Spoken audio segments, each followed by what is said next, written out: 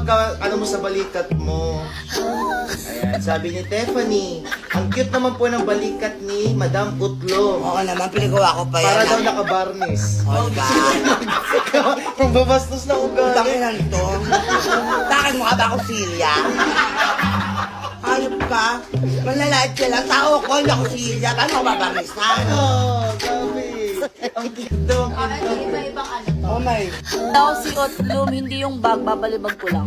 Ay, oh, ang yabang mo putang ina mo. Pag nakita mo ako, babalibag ko.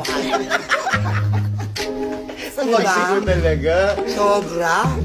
Yung utak niya, napakakulang sa utak ko. Putang na niyo. Oh, utak lang Grabe sa kayo. sapot. Oo, yung utak niyo may sapot. Ayaw gawin sa matinong bagay. Bakit may sapot?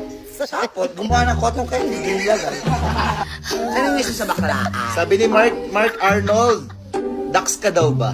Ano? Ako? Oo. Hindi, Jude. Bakit? Nag-pills ako putang ina.